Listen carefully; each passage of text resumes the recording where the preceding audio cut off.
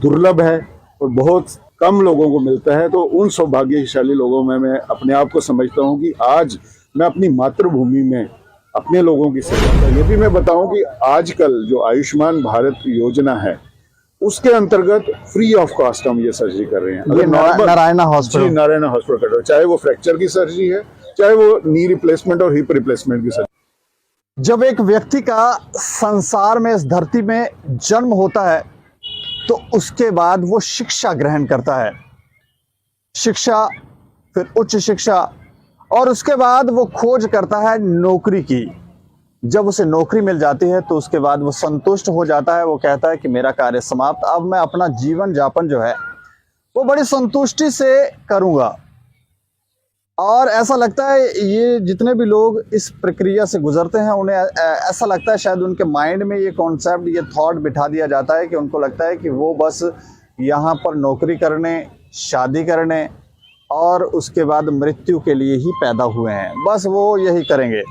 लेकिन कुछ लोग होते हैं जो इस बात को समझ पाते हैं कि उनका जन्म सिर्फ नौकरी करना, जॉब करना, बच्चे पैदा करना, शादी करना नहीं है, बल्कि इस संसार से जो लिया है उसको वापस लौटाना भी है, ताकि आने वाली पीढ़ियां उस डायरेक्शन में चल पाएं। एक ऐसी शख्सियत से मैं आपको मिलवाने जा रहा हूं जिनके बारे में आप जानेंगे तो आप समझ पाएंगे कि आपको भी इस दिशा में चलना है। मैं आपका मुलाकात करवा रहा हूं डॉक्टर विकास पादा से। डॉक्टर विकास पादा सीनियर कंसल्टेंट हैं, आर्थोपेडिक्स और जॉइंट रिप्लेसमेंट करते हैं नारायणा हॉस्पिटल कटरा में। इसके अलावा हम आपको बताएं कि इनको कल्चर एक्टिविटीज़ में काफ़ी रुचि है। इनके माता पिता जो हैं वो एजुकेशन डिपार्टमेंट में रहे और दूर दराज के इलाके बसोली में इनका बर्थ हुआ, जन्म हुआ। वहाँ से आप सोच सकते हैं कि सरकारी स्कूलों में इन्होंने एजुकेशन ली होगी और उसके बाद एक ऐसा मुकाम हासिल करना और उसके बाद लोगों को वापस जो लिया संसार से उसे पे करना, वो हमें सिखाता है, एक शिक्षा देता है कि हमें किस मार्ग पर चलना चाहिए। डॉक्टर साहब हमारे साथ हैं। डॉक्टर साहब बहुत बहुत शुक्रिया हमें समय देने के लिए। बहुत बहुत धन्यवाद दीपक जी, और दैनिक स्टेट समाचार के दर्शकों को नमस्कार, जय हिंद, जय डुग्गर। थोड़ा बहुत तो मैं आपके बारे में बता पाया जो मेरे पास नॉलेज था। थोड़ा मैं आपसे भी जानना चाह रहा हूँ कि बसोली में जहां आपका जन्म हुआ उसके बारे में, उस स्थान के बारे में बताएं कि किस तरह की एजुकेशन थी आपको, किस तरह का एनवायरनमेंट मिला जन्म के समय। दीपक जी, आपने सही बताया कि एक बसोली, जिसको विश्व स्थली भी कहते हैं, एक हिस्टोरिकल जगह है जी। जो बसोली पेंटिंग्स, बसोली रामलीला के लिए वर्ल्ड फेमस है, पश्मीना शॉल के लिए फेमस है। तो एक स्पिरिचुअल जगह है जहाँ एक धार्मिक वैल्यूज़ को बहुत इंपॉर्टेंस दी जाती है। तो मैं सौभाग्यशाली समझता हूँ अपने आप को कि मेरा जन्म वहाँ हुआ, परमात्मा ने वहाँ पैदा होने का मौका दिया, और एक ऐसे परिवार में जिस परिवार के राजवैद थे, बसोली स्टेट के जो राज्य किंगडम थी, उनके जो राजवैद थे, मेरे परदादा जी श्री जगन्नाथ पादा जी, वो उनकी जनरेशन थी जो वो उनके राजवैद रहे हैं, और ये वैदों की फैमिली है, आयुर्वेदा के प्रैक्टिशनर हैं। तो उस फैमिली से मैं पहला एक डॉक्टर निकला जो कि एलोपैथिक सिस्टम में मुझे मौका मिला आने का। तो वो स्टार्ट जन्म मेरा बसोली में हुआ, क्योंकि मेरे पेरेंट्स एजुकेशन डिपार्टमेंट में, फादर लेक्चरर रिटायर हुए हैं एजुकेशन डिपार्टमेंट से, मदर हेडमास्टर रिटायर हुए हैं। तो उनका जो पोस्टिंग था शुरू का वो रूरल एरियाज़ जो बसोली तहसील में आते थे उस टाइम, जैसे बिलावर में भड्डू करके जगह है, जो प्री स्कूल का टाइम है मेरा वहाँ निकला है। और जो स्कूलिंग मेरी शुरू हुई है वो सरकारी स्कूल है जो महानपुर का, वहाँ क्योंकि पोस्टिंग हो गई थी पेरेंट्स की, तो वहाँ मैंने पढ़ाई शुरू की। तो वहाँ से स्कूलिंग करने के बाद हम बसोली आ गए, जो मेरा बर्थ प्लेस था। वहाँ जवाहर नवोदय विद्यालय करके वहाँ मैं 1 वर्ष पढ़ा हूँ, और उसके बाद चौथी से 7वीं तक मेरी स्कूलिंग बसोली में हुई। वहाँ नेताजी मेमोरियल शिक्षा केंद्र करके एक स्कूल है, वहाँ पे बहुत ही अच्छा स्कूल है, जहाँ पे मैं कहता हूँ कि मेरी नींव रखी गई, जो बीज बोया गया और जिसका वृक्ष और फल आज आप देख रहे हैं। तो वहाँ से आके फिर हम कठुआ शिफ्ट हुए, क्योंकि वहाँ पे डैम वगैरह बन गई थी, तो उसके कारण हमें माइग्रेट होना पड़ा, और ये जो बसोली ब्रिज अटल सेतु अब बना है उस टाइम नहीं था ऐसा कुछ। तो वहाँ से एजुकेशन करके गवर्नमेंट मेडिकल कॉलेज जम्मू में मुझे सिलेक्शन का सौभाग्य प्राप्त हुआ। और उस समय मैं शेयर करना चाहूँगा कि जो प्री मेडिकल टेस्ट होता था उसमें मेरा फर्स्ट रैंक आया था 1994-5 में। तो उसके बाद मेरा MBBS और जो MS ऑर्थोपेडिक्स वो मैंने मेडिकल कॉलेज जम्मू से किया। और ऑर्थोपेडिक्स मेरी एक ब्रांच ऑफ चॉइस थी जिसमें मैं काम अच्छे से मतलब एक जब मेडिकल स्ट्रीम में आया तो मुझे काफ़ी इंटरेस्ट था उसमें। तो वो मैं जैसे फ्रैक्चर का ट्रीटमेंट और जॉइंट रिप्लेसमेंट इसकी रुचि मुझे शुरू से ही थी, तो वो मुझे सौभाग्य से मिला। और उसके बाद मैं मेरी सीनियर रेजिडेंसी होती है, जैसे हम MS ऑर्थोपेडिक्स कर लेते हैं, उसके बाद मेडिकल कॉलेज में ही एक्सपीरियंस लेते हैं हम और अपनी ब्रांच का। तो वो medical college government medical college Shimla है, इंदिरा गांधी मेडिकल कॉलेज, वहाँ मेरा सिलेक्शन हुआ। वहाँ पे मैंने 3 वर्ष का जो होता है सीनियर रेजिडेंसी या रजिस्ट्रारशिप वो कंप्लीट किया। और उसके बाद यहाँ के government health department J&K health department में मुझे एज ए कंसल्टेंट मेरी नियुक्ति होगी इमीडिएटली उसके बाद। वहाँ मैंने कोई 2.5 वर्ष काम किया कठुआ और सांबा में। तो वहाँ का एक्चुअली सिस्टम कुछ मुझे जमा नहीं, मुझे लगा कि जितना कार्य मुझे कर सकता हूँ मैं ऑर्थोपेडिक्स की फील्ड में, सरकारी सिस्टम की अपनी त्रुटियाँ हैं, अपनी लिमिटेशंस हैं, तो मैं कुछ उससे सेटिस्फाइड नहीं था। मैंने अल्टीमेटली वो गवर्नमेंट जॉब छोड़ा और फिर से मैं स्टेट के बाहर गया, as assistant professor medical college में काम किया। और फिर मैं कॉरपोरेट सेक्टर जो प्राइवेट सेक्टर होता है वहाँ JP ग्रुप हॉस्पिटल है हिमाचल में, वहाँ मैं as a senior consultant orthopaedics नियुक्त हुआ। तो वहाँ 1.5-2 साल काम करने के बाद जॉइंट रिप्लेसमेंट सर्जरीज वगैरह वो सब करने के बाद मुझे अवसर मिला Shri Mata Vaishno Devi Narayana super speciality hospital Katra से। मुझे उन्होंने बुलाया कि आप जो कार्य अगर बाहर जो स्टेट के कर रहे हैं, अगर आप अपने राज्य में करना चाहते हैं तो आपका स्वागत है। तो मैंने वो मौका दोनों हाथों हाथ लिया, क्योंकि जहाँ से आप पढ़े, जहाँ आप पैदा हुए, जहाँ जिन लोगों के कारण आप डॉक्टर बने, अगर उनकी सेवा करने का मौका मिले, जिसको बोलते हैं कि टू पे बैक की अपॉर्चुनिटी, तो वो मुझे लगता है बहुत ही दुर्लभ है और बहुत कम लोगों को मिलता है। तो उन सौभाग्यशाली लोगों में मैं अपने आप को समझता हूँ कि आज मैं अपनी मातृभूमि में अपने लोगों की सेवा कर रहा हूँ। ऑर्थोपेडिक्स और जॉइंट रिप्लेसमेंट जैसी ब्रांच में, जो मेरी एक चॉइस की ब्रांच है, उसमें मैं ऑर्थोपेडिक्स ट्रीटमेंट और जॉइंट रिप्लेसमेंट की सर्जरीज यहाँ पे मैं पिछले 6 वर्षों से कर रहा हूँ अपने लोगों की सेवा। और मुझे आज गर्व से मैं ये कह सकता हूँ कि जो ये एक ट्रेंड है हमारे यहाँ ऑर्थोपेडिक ट्रीटमेंट में जम्मू से बाहर जाने का जी, उसको रोकने में हम बहुत हद तक सफल मानता हूँ मैं अपने आप को, कि जो सर्जरीज पिछले 6 साल से पहले तक लोग बाहर जाके करवाते थे, आज की डेट में कौन सी सर्जरी, जोखिम भरी सर्जरी हम नहीं कर रहे। हम हिप रिप्लेसमेंट कर रहे हैं, हम नी रिप्लेसमेंट सर्जरी यहाँ पे कर रहे हैं, वो सब कुछ कर रहे हैं जिसके लिए लोगों को जम्मू से बाहर जाना पड़ता था, जेंट से बाहर। लगभग आपने 700 से 800 सर्जरियाँ जो हमारे पास जानकारी है आप कर चुके हैं, वो आपने ये सारी जम्मू में ही की हैं कि बाहर? जी, नारायणा हॉस्पिटल कटरा में मैं जब से ज्वाइन किया है तो नियर अबाउट 800 के लगभग की सर्जरीज, ट्रॉमा, जो फ्रैक्चर्स और जॉइंट रिप्लेसमेंट वाले, जिसमें hundreds of successful joint replacement surgeries की हैं, जिसमें नी रिप्लेसमेंट सर्जरी प्रमुख तौर पे और हिप रिप्लेसमेंट सर्जरीज में जो मेरा फोकस है। और उसमें भी जो फ्रैक्चर्स, ओल्ड एज ग्रुप के फ्रैक्चर्स में, और उसमें मैं खुशी से ये शेयर करना चाहूँगा कि एज ग्रुप जो, क्योंकि हमारा जो नारायणा हॉस्पिटल कटरा है ना, यहाँ पे सारी स्पेशलिटीज़ हैं। First class operation theatre, world class जिसको लैमिनर एयर फ्लो वाला ऑपरेशन थिएटर बोलते हैं, ICU का सेटअप है, CCU है, सारे स्पेशलिस्ट हमारे पास हैं, कार्डियोलॉजिस्ट, नेफ्रोलॉजिस्ट, सारी बैकअप टीम। तो जो भी मैं कह सकता हूँ कि जोखिम भरी सर्जरी, हाई रिस्क सर्जरी जिनको बोलते हैं, वो हमने यहाँ पे की हैं। और उसमें मैं एक एग्जांपल दूंगा, आप भी अचंभित होंगे कि 120 साल के बुजुर्ग, 119 साल 8 महीने उनकी एज थी एग्जैक्टली जब हमने उनको दाखिल किया। उनको टांग का फ्रैक्चर था। उनका 2020 में कोविड से जस्ट पहले, 1 महीना पहले, हमने उनकी सक्सेसफुल सर्जरी की, जो एक वर्ल्ड रिकॉर्ड था। ये तो हम ये सुन के अचंभित हैं कि 120 वर्ष का कोई व्यक्ति है धरती पे। हाँ, सतवारी के थे। हम भी हैरान हुए जब उनका रिकॉर्ड देखा। उनसे हमने महाराजा हरि सिंह की फिर किस्से भी सुने, उस एरा के थे। तो उनकी सर्जरी सक्सेसफुल, वो एक वर्ल्ड रिकॉर्ड था। वो आगे का प्रोसीजर एक्चुअली कोविड के उसमें रह गया कि हम उसके लिए अप्लाई करते या उनकी फैमिली को बोलते कि आप जैसे वो इसको डॉक्यूमेंट करवाना पड़ता है, तो वो सारा कोविड के कारण नहीं हो पाया। उससे पहले 2018 में एक 104 वर्षीय माता जी यहाँ कुंजवानी के थे, उनकी अपनी जो पोती थी वो डॉक्टर थी और पोता भी डॉक्टर हैं। तो उनका हमने हिप की सर्जरी, एक हाई रिस्क सर्जरी की थी, वो कूल्हे का फ्रैक्चर था और वो 104 साल से लेके 107 साल तक नॉर्मल लाइफ जिए। फिर उनकी वो चले गए आगे इस दुनिया को छोड़ के, लेकिन पीसफुल आराम से कंफर्टेबल लाइफ जीने के बाद हमने ऐसी चीज़ें, मतलब हिप रिप्लेसमेंट ऐसे ऐसे जोखिम भरे, जिनकी किडनी फेलियर वाले पेशेंट्स की, जिनके हिप फ्रैक्चर हो जाते हैं, उनकी हिप रिप्लेसमेंट्स की हैं। जिनके हार्ट के फंक्शन कम काम कर रहा होता है उनकी हिप रिप्लेसमेंट्स की हैं। नी रिप्लेसमेंट सर्जरीज कम्प्लेक्स जिनके गोडे कई वर्षों से टेढ़े। अभी कल ही मैंने एक पेशेंट का डिस्चार्ज किया जिनको 18 वर्ष से वो नी की प्रॉब्लम थी, 2 साल से बेड रिडन थी माता जी जम्मू की। 2 साल बाद वो चले हैं, उनके दोनों नीज की रिप्लेसमेंट बारी बारी की है।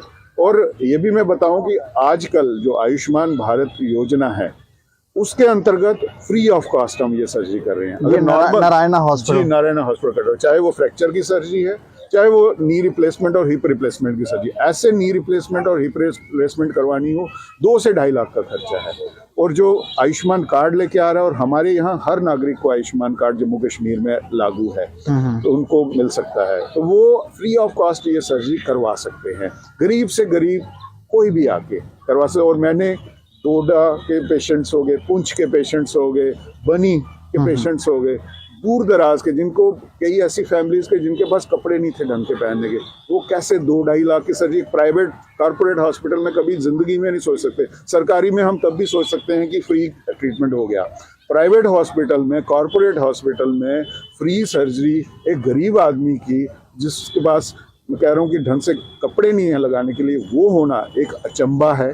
वो एक सरकार की जो ये मोदी जी की पॉलिसी है, हमारी J&K यूटी एडमिनिस्ट्रेशन की पॉलिसी है, उसका मैं बहुत आभारी हूँ कि ऐसे ऐसे लोगों की हमें ट्रीटमेंट करना पड़ा। और जब मैंने सरकारी नौकरी छोड़ी थी तो मेरे मन में एक दुख था कि शायद मैं अब गरीब लोगों का इलाज नहीं कर पाऊँगा, क्योंकि प्राइवेट सेक्टर में गरीब लोग अफोर्ड नहीं कर सकते। लेकिन जब से ये योजना आई है, एक प्राइवेट हॉस्पिटल में बैठ के मैं गरीब लोगों का भी इलाज कर रहा हूं। मैं अपने आप को सौभाग्यशाली समझता हूं कि एक मेरे मन में जो मलाल था कि मैं शायद ये नहीं कर पाऊंगा मोदी सरकार और J&K यूटी एडमिनिस्ट्रेशन की वजह से, वो भी मेरा दूर हो गया। आज की डेट में मैं गरीब से गरीब आदमी का भी इलाज एक प्राइवेट हॉस्पिटल में, कॉर्पोरेट हॉस्पिटल में बैठ के कर रहा हूँ। लोग आ जाते हैं, गरीब लोग आते हैं वहाँ पर, बिल्कुल, क्योंकि घबराते भी हैं लोग, कहते हैं इतने बड़े हॉस्पिटल में। जो कैंप्स है ना, जो पेरिफेरी में लगते हैं हमारे, जैसे फ्री कैंप्स वगैरह में हमारा हॉस्पिटल की पॉलिसी है कि जगह जगह जाके, बसोली में मैंने कैंप किए हैं, अपने बर्थ प्लेस पे किए, बिलावर में किए, पेरिफेरीज में जाके दूर दराज के एरियाज में हम कैंप्स करते हैं। वहाँ हम लोगों को डायरेक्टली अप्रोच करते हैं और जो रिप्रेजेंटेटिव जैसे पंच, सरपंच, उनको हम पूरा ये ज्ञान देते हैं कि गरीब से गरीब का भी स्वागत है। और पर्सनली मेरी कोशिश होती है कि कोई गरीब आदमी मेरी टच में आए, मुझे उसका ज्ञान हो कि इनका इलाज, मैं आउट ऑफ वे जाके उनकी हेल्प करता हूँ। उनको अगर कहीं भी कोई मुश्किल अगर मेरी ब्रांच से बाहर एडमिनिस्ट्रेटिव मैटर में भी आ रही है, मेरी कोशिश होती है कि मैं उनकी हेल्प करूँ। मेडिकल कॉलेज में हम देख रहे थे, अभी तो आप बता रहे हैं कि 6 साल से ये पॉसिबल हो पाया कि अगर किसी का कोई फ्रैक्चर है तो आप यहाँ पे ऑपरेट करते हैं। ज़्यादातर तो मेडिकल कॉलेज वाले या वहाँ पर वो तो सीधा कहेंगे फ्रैक्चर होता तो कहते काट दो, टांग ही काट दो, या तो कहते हैं फिर आप बाहर चले जाओ, अमृतसर की तरफ जाते थे। तो ये सब, क्योंकि आप गवर्नमेंट मेडिकल कॉलेज का नाम भी ले रहे हैं, ऐसी क्या वजह थी कि ये लोग ये कहते थे कि आप बाहर चले जाएं? देखिए, ऐसा है, गवर्नमेंट मेडिकल कॉलेज जम्मू जो है, अब क्योंकि सिनेरियो चेंज हो रहा है। आज से 4-5 साल पहले की बात करें तो जम्मू के हेल्थ केयर की मैं रियलिटी बोलूँ कि सारा बर्डन जो हेल्थ केयर का है वो एक ही इंस्टीट्यूट पे है, गवर्नमेंट मेडिकल कॉलेज जम्मू। क्योंकि पेरिफेरल इंस्टीट्यूट्स में पिछली अभी तो काम होना शुरू हो गया हर जगह। मेडिकल कॉलेज अब डोडा में भी है, राजौरी में भी है, कठुआ में भी है, अब उधमपुर में भी स्टार्ट होगा। तो अब ये वर्क डिवाइड हो रहा है धीरे धीरे। लेकिन जब तक ये इंस्टीट्यूट्स नहीं थे, सारा बर्डन आता था मेडिकल कॉलेज जम्मू पे। तो ओवर बर्डनड एक सरकारी इंस्टीट्यूट, उससे आप ज़्यादा एक्सपेक्ट नहीं कर सकते। अब बीच में इंस्टेंसेस हो सकते हैं कि जो ट्रीटमेंट मिलना चाहिए वो नहीं मिल सकता, क्योंकि वो ओवरबर्डन चीज़ों में वो जिनकी कैपेसिटी होती है उससे ओवर आप किसी को भी करोगे तो वो ब्रेक डाउन हो जाता है। तो लेकिन जो पंजाब का जो जाते हैं लोग, वो जाते हैं प्राइवेट सेटअप में। तो मैं ये अब आपको ये बताना चाहूँगा कि एक हम संतरे को सेब के साथ कंपेयर नहीं कर सकते। अगर यहाँ से लोग पंजाब के सरकारी सेटअप में जा रहे होते तो मैं बोलता कि हाँ ये हमारा कसूर है या हमारा कमी है, लेकिन वो यहाँ से जाते हैं यहाँ के सरकारी सेटअप से पंजाब के प्राइवेट सेटअप में। और जम्मू का प्राइवेट सेटअप जो नारायणा हॉस्पिटल कटरा खुला है, उससे पहले तक यहाँ सिर्फ नर्सिंग होम्स थे या बत्रा मेडिकल कॉलेज था, जो कि इतना बड़ा हॉस्पिटल नहीं है। मेडिकल कॉलेज ये नारायणा हॉस्पिटल कटरा 2016 में खुला। उसके खुलने के बाद यहाँ पे चेंज आना शुरू हुआ है। एक बहुत ही बड़े लेवल का हॉस्पिटल खुला, प्राइवेट सेटअप 24/7 एक अवेलेबिलिटी, वो पहली नारायणा हॉस्पिटल कटरा में आई है, इतनी बड़ी फैसिलिटी। उसके बाद अब आप देखेंगे कि जम्मू में भी और हॉस्पिटल्स खुले हैं। बत्रा हॉस्पिटल नहीं, ये इतना बड़ा ज्यादा इन्होंने अनफॉर्चुनेटली डेवलप नहीं किया। मतलब मैं जितना बड़ा मेडिकल कॉलेज है, हॉस्पिटल पे इनका फोकस नहीं है जितना जैसे डीएमसी लुधियाना है, वो भी मेडिकल कॉलेज है, लेकिन उन्होंने हॉस्पिटल बहुत अच्छा डेवलप किया। बत्रा मेडिकल कॉलेज की दुर्भाग्य बोलूंगा कि उनका फोकस हॉस्पिटल हेल्थ केयर पे ज़्यादा नहीं है, उनका ज़्यादा मेडिकल एजुकेशन पे ही रहा है। तो वो डेवलप नहीं हो पाया और वो इतने अच्छे से नहीं चल पाया जितना चलना चाहिए था। और यहाँ पे क्योंकि स्कोप था, जो नारायणा हॉस्पिटल ने वो स्पेस आके ग्रैब की और अच्छे से चल रहा है। उसके बाद से अब 2-3 हॉस्पिटल आप देख रहे हैं 24/7 मोड में आ गए हैं जम्मू में। और अपोलो हॉस्पिटल के साथ जम्मू कश्मीर गवर्नमेंट का जो है वो MOU साइन हुआ है। अब और हॉस्पिटल आने के एक इन क्यू हैं। जब ये सारा सेटअप आ जाएंगे, यहाँ का प्राइवेट सेटअप भी अच्छा डेवलप हो जाएगा, तो मुझे जिस तरीके से मैं यहाँ पे चेंज देख रहा हूँ, जैसे मैं 6 साल पहले किसी पेशेंट को बोलता था आपको फ्रैक्चर हुआ या आपका जोड़ बदलना है, उनको समझाना पड़ता था, उनको कन्विंस करना पड़ता था, उनको मुझे मतलब 10 मिनट लगाने पड़ते थे कि वो विश्वास करते कि यहाँ भी इलाज हो सकता है। आज की डेट में मैं गर्व के साथ कह रहा हूँ कि आज मैं पेशेंट को बोलता हूँ आपका इलाज यहाँ जोड़ भी चेंज होगा, आपका फ्रैक्चर, आंखें बंद करके वो दाखिल होते हैं। इतना फेथ उनको आ चुका है। और जिस हिसाब से चेंज हो रहा है जम्मू के हेल्थ केयर में, तो मुझे ये उम्मीद है मैं वो दिन देख सकता हूँ कि यहाँ से दूर बाहर जाना तो छोड़िए, बाहर से लोग यहाँ इलाज कराने आएंगे। और एम्स जम्मू भी खुल रहा है। जी। तो ये यहाँ का हेल्थ केयर का सेटअप अगले आने वाले 5 वर्षों में बहुत अच्छा होने वाला है। इसकी बहुत अच्छी इंप्रूवमेंट होने वाली है। और मेरा ये भी मानना है कि जो इलाज हमारे घर के पास है उसका कंफर्ट अलग होता है। अब मैं यही एग्जांपल आम भाषा में दूंगा कि अगर हमें पानी लेना है, हम प्यासे हैं और अच्छी क्वालिटी का पानी हमारे पास वाली नदी में बह रहा है, तो हम अगर वही पानी लेने 400 किलोमीटर दूर नदी में जाएं तो वो समझदारी नहीं है। ऐसा ही हेल्थ केयर में अगर हमें क्वालिटी हेल्थ केयर, जो इलाज बाहर मिल रहा है, जिस टेक्नोलॉजी से बाहर इलाज हो रहा है, अगर यहीं जम्मू में हमें मिल रहा है तो हमें वहीं कराना चाहिए, क्योंकि बहुत सारी प्रॉब्लम्स का हल इजीली हो जाता है। जैसे हमारे पास ऑपरेशन नारायणा हॉस्पिटल कटरा में कोई कराता है, जैसे नी रिप्लेसमेंट करवाता है, तो हम वहाँ 5-6 दिन रखना पड़ता है। उसके बाद का फॉलोअप हम जम्मू में हमारी गांधीनगर में नारायणा हॉस्पिटल की OPD हम वहीं ही देख लेते हैं। पेशेंट को फिर से आना भी नहीं पड़ता। तो एट होम आपका ट्रीटमेंट हो रहा है, आपके एट डोर स्टेप्स हम आपको सर्विस दे रहे हैं।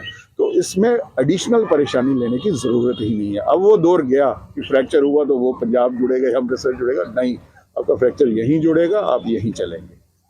इस समय जो लोग आपके पास ट्रीटमेंट करवाने आते हैं तो उनको कौन सी ज़्यादा परेशानियां, दर्दें जो हैं वो बॉडी में देखने को मिलती हैं? देखिए, ऑर्थोपेडिक्स में जो हम डील करते हैं पेशेंट्स, तो उनकी प्रॉब्लम्स जो हैं वो आज की डेट में काफ़ी ज़्यादा बढ़ गई हैं। तो जैसे आज की डेट में आप देखोगे मोटापा बढ़ गया है, ब्लड प्रेशर की बीमारी बढ़ गई, शुगर की बीमारी, डायबिटीज़ बढ़ गई, और ये जो हमारी हार्ट डिजीजेस बढ़ गई। तो ये इनको बोलते हैं हम लाइफस्टाइल डिजीजेस। तो जैसे लाइफस्टाइल डिजीज मतलब हमारा चलना फिरना, एक्सरसाइजेज, ये सब कम हो गई हैं, क्योंकि ज़्यादा हम डिपेंडेंट हो गए मशीन्स पे।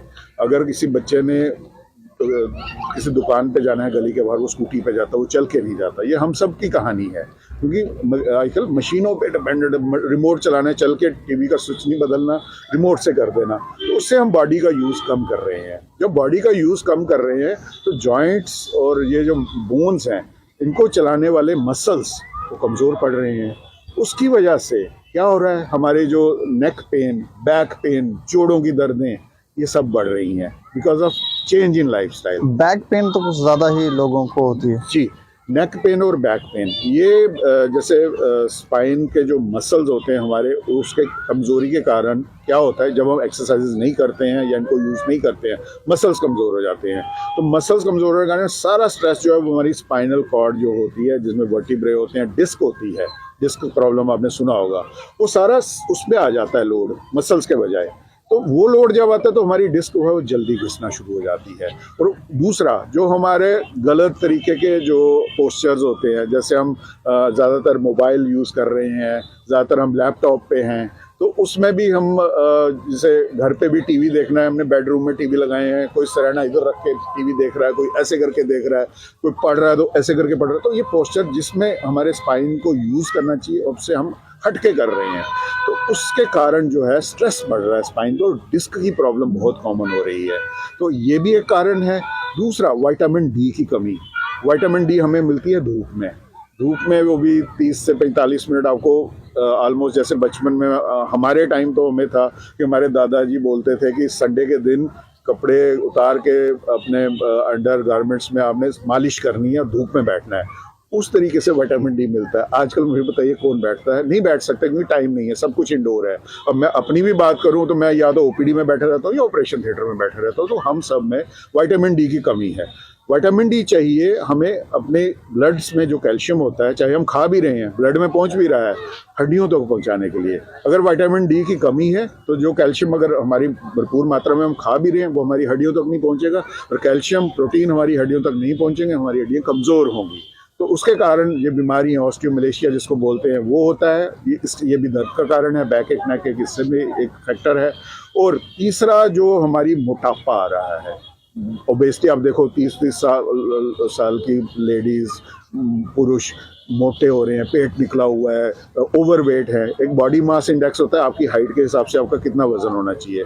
तो जब आप उसको क्रॉस करते हो तो वो मोटापे की कैटेगरी में आ जाता है। तो जब ये, जैसे गोडों की एग्जांपल है, नी जॉइंट की, जब आपका 1 kg ओवरवेट होते हैं तो नी जॉइंट पे 5 किलो स्ट्रेस बढ़ जाता है। वो जो जॉइंट 50 साल के बाद घिसना चाहिए, वो आपका 30 या 40 के बाद ही घिसना शुरू हो जाता है। तो क्योंकि ऊपर से आप एक्सरसाइजेस नहीं करते, मसल्स कमज़ोर हैं, सारा लोड जॉइंट्स पे आ रहा है, तो इसके कारण जो है ये समस्याएं बढ़ रही हैं। गोडों की दर्द, ये कूल्हे की दर्द भी हो जाती है, कभी होता है। बाकी छोटे जोड़ों की, जिसे गठिया बोलते हैं, रोमेटॉइड आर्थराइटिस, वो भी कॉमन है। तो ये प्रॉब्लम्स हम कॉमनली देख रहे हैं, लेकिन ये सब मोस्टली इसमें से प्रिवेंटेबल है। प्रिवेंटेबल, इनको हम बच सकते हैं अगर हम हेल्दी लाइफस्टाइल अपनाएं, अपना हेल्दी खाना। ये जो जंक फूड खा रहे हैं, स्मोकिंग, ड्रिंकिंग, ये सब हड्डियों को नुकसान पहुंचाते हैं। तो ये अपना हेल्दी, सात्विक, जिसको हम बोलते हैं लाइफस्टाइल, योगा करना, एक्सरसाइज करना, जॉगिंग, अपनी बॉडी को यूज़ करेंगे तो हमारा जो ये जो मस्कुलोस्केलेटल सिस्टम हड्डियों और जोड़ों का, ये मजबूत बनेगा। यूज़ इट और लूज इट।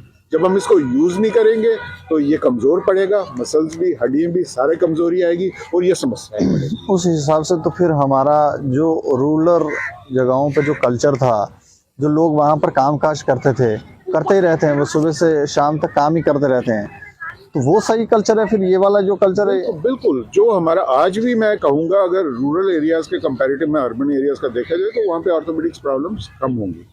वहाँ की अलग तरह की समस्याएं हैं। वहाँ हाँ, घुटने घिसने की है प्रॉब्लम। वहाँ जैसे मैं हिमाचल में मैंने काफ़ी देर काम किया, वो भी जम्मू की तरह हिली एरिया है, वहाँ भी बहुत कॉमन एरियाज़ हैं, ये प्रॉब्लम्स हैं ये, क्योंकि वहाँ पे वो चलते ज़्यादा हैं, चढ़ाई उतराई, तो वो घुटने टेढ़ी वगैरह होने की। लेकिन कंपैरेटिवली जो ऑर्थोपेडिक कंप्लेंट्स बाकी हैं, क्योंकि वो मैनुअल वर्क करते हैं, डाइट और सनलाइट का एक्सपोजर, वो सारा मतलब एक नेचुरल नेचर के पास रहते हैं वो लोग, तो वो एक हेल्दी लाइफस्टाइल है। अर्बन पॉपुलेशन, शहरों के मुकाबले रूरल एरियाज में ऑर्थोपेडिक प्रॉब्लम्स अभी भी मैं कहूँगा कम है।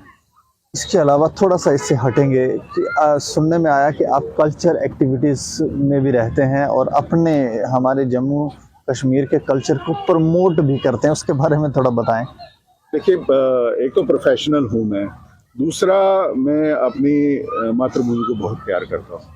तो मुझे यही प्यार है जो कि अपने इतनी बिजी प्रोफेशनल लाइफ से हट के एक इंस्पिरेशन देता है कि मुझे अपने काम के अलावा भी कुछ और कंट्रीब्यूशन भी करनी चाहिए। जैसे जम्मू की बात करूं तो जम्मू का बहुत अच्छा कल्चर है, डोगरा कल्चर है हमारा, बहुत सी ऐसी हेरिटेज की चीज़ें हैं जो कि आनी चाहिए सामने।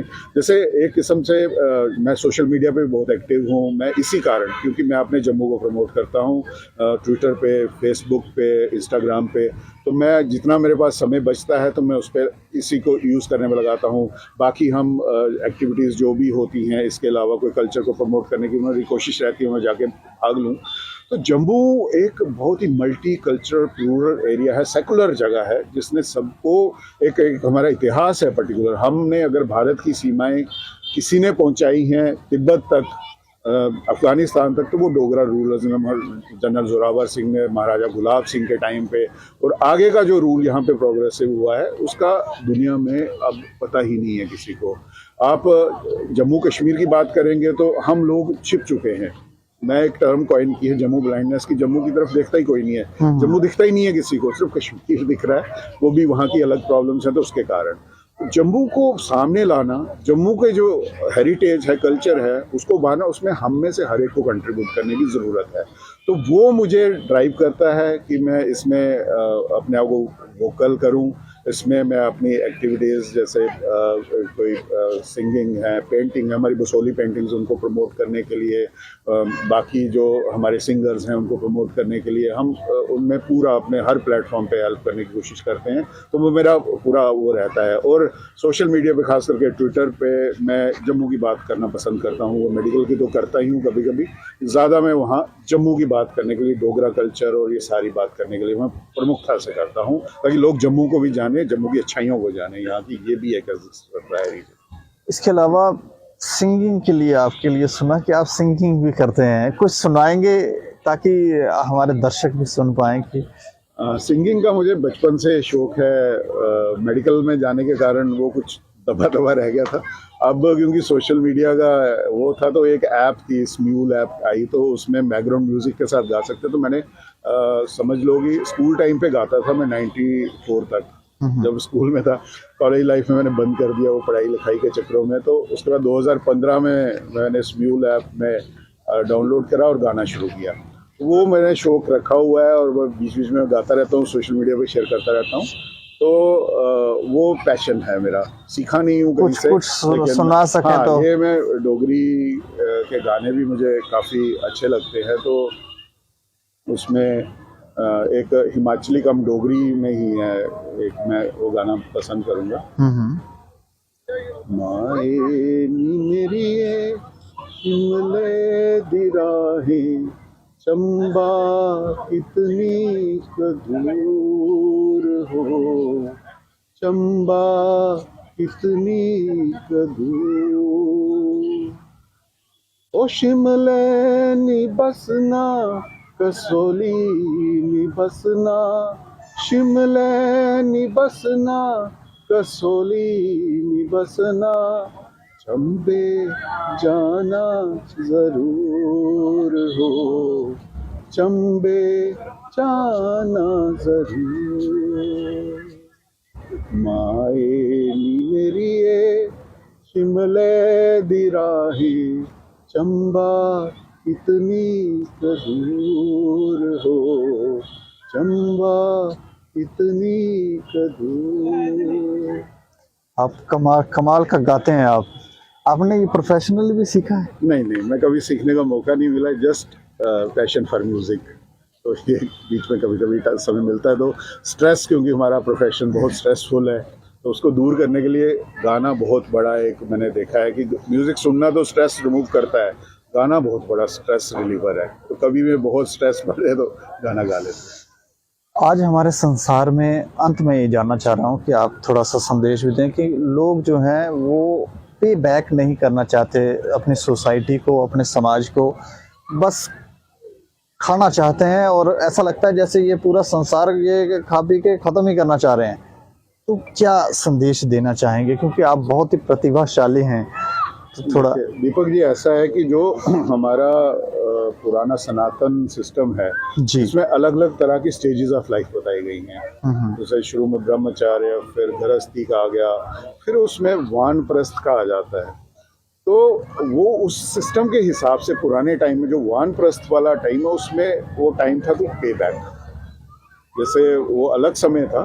आज की डेट में मैं कहना चाहूँगा कि हाँ, जैसे मैं अपनी पर्सनल एग्जांपल दूंगा कि मुझे बनाने में एक गांव से मेरी एक यात्रा शुरू हुई थी। महानपुर वैसे सरकारी स्कूल से मैंने पढ़ाई शुरू की और एक अपने जम्मू कश्मीर में एक जॉइंट रिप्लेसमेंट सर्जन आज मैं हूँ और यहाँ पे जॉइंट रिप्लेसमेंट सर्विस कर रहा हूँ। एक यात्रा सरल यात्रा नहीं थी, स्ट्रगल से भरी यात्रा थी, लेकिन यहाँ तक मैं अकेले नहीं पहुँचा हूँ, मुझे यहाँ पहुँचाया गया है।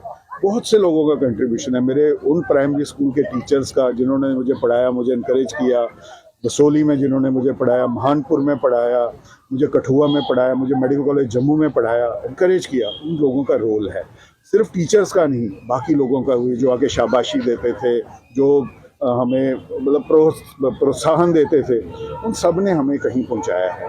और आज मैं कहीं पहुंचा हूं तो एक ऐसी स्टेज पे, अगर ऐसी जगह पे पहुंचा हूं कि जहां मुझे उनको वापस से एक धन्यवाद समेत एक सूद है उनका मेरे ऊपर, वो मुझे लौटाना है।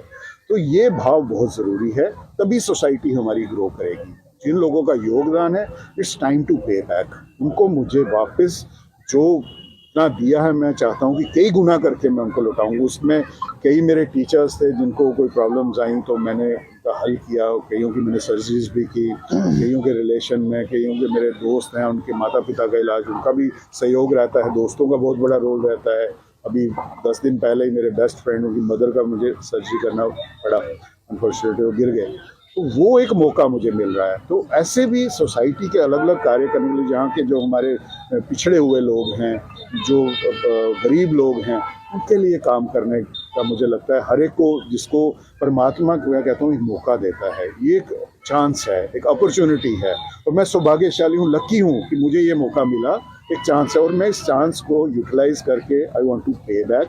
मैं सेवा में लगा रहूँगा और मुझे लोगों का बहुत प्यार और सहयोग भी मिलता है। और ख़ास करके जम्मू भाग के जो मेरे जो लोग हैं, पेशेंट्स हैं, वो बहुत प्यार करते हैं, बहुत सम्मान देते हैं और बहुत विश्वास करते हैं मेरी स्किल्स पे, मेरी सर्जिकल स्किल्स पे। मैं उनका बहुत बहुत आभारी हूँ। और मैं प्रॉमिस ये करना चाहता हूँ कि दिन दुगनी रात चुगनी मेहनत करूँगा मैं उनकी सेवा के लिए, और जितनी मैं पॉसिबल होगा हेल्प करूँगा। मुझे मातृभूमि की सेवा करने का मौका मिला है, माता वैष्णो देवी के चरणों में बैठा हूँ, ये बहुत ही बड़े सौभाग्य की बात है। तो मैं ये प्रॉमिस करता हूँ कि आपको कभी पीछे, जब तक मेरी सांस चल रही है, पीछे हटा हुआ नहीं देखेंगे, बाकी दिन ब दिन बढ़ चढ़ के सेवा करेंगे। अब लोगों को बाहर जाने की भी आवश्यकता नहीं है। बिल्कुल नहीं, बिल्कुल नहीं। बाहर भी देखिए, अगर आप जाएंगे छोटी छोटी बीमारी के लिए, उसमें मजाक उड़ता है यहाँ के डॉक्टर से। हमारा बाहर से हमारे दोस्त बैठे होते हैं, यार ये किस फ्रैक्चर के लिए पेशेंट आ गया, आप लोग नहीं करते हो। तो मैं यही लोगों से कहना चाहूँगा कि विश्वास करें, यहाँ के डॉक्टर्स बहुत मेहनत कर रहे हैं। और अगली जो आने वाली जनरेशन, जो नेक्स्ट जनरेशन भी आ रही है, ट्रेंड होके अच्छी आगे पढ़ाई करके सब वापस आ रहे हैं, मेहनत कर रहे हैं। और आने वाले 5 साल यहाँ की हेल्थ केयर को मैं कह रहा हूँ कि ट्रांसफॉर्म, चेंज कर देंगे। आपको कहीं आने जाने की ज़रूरत नहीं, उल्टा जो आपके बाहर रिश्तेदार हैं, आप उनको बुलाओगे कि आओ जम्मू में इलाज कराइए, वो समय आने वाला है। चलिए, शुक्रिया डॉक्टर साहब हमें समय देने के लिए। बहुत बहुत धन्यवाद। तो हम ये कहेंगे कि आप डॉक्टर साहब से काफ़ी कुछ सीख सकते हैं। आपने जो सोसाइटी से लिया, उसे कैसे पे बैक करना है। आजकल लोग थोड़ा सा भटक गए हैं, और अगर आपको फ्रैक्चर है, जोड़ों में दर्द हैं जैसे इन्होंने बताया, तो आपको बाहर जाने की आवश्यकता नहीं, क्योंकि सारे लोग भाग रहे होते हैं, अमृतसर जा रहे हैं, हम वहाँ जा रहे हैं, वहाँ जाके इलाज करवाएंगे। तो अब यहाँ पे फ्री ऑफ कॉस्ट आपको कटरा में नारायणा हॉस्पिटल में भी ये इलाज मिल सकता है। आपके पास आयुष्मान कार्ड तो हमें लगता है सबके पास होगा, तो वहाँ पर जाकर आपको ये इलाज मिल सकता है, बाहर जाने की आवश्यकता नहीं है। इस पूरी चर्चा के ऊपर आप अपनी राय भी रखें और देखते रहें दैनिक क्षण समाचार। मुझे और मेरे सहयोगी राजीव गुप्ता को दें इजाजत। नमस्कार।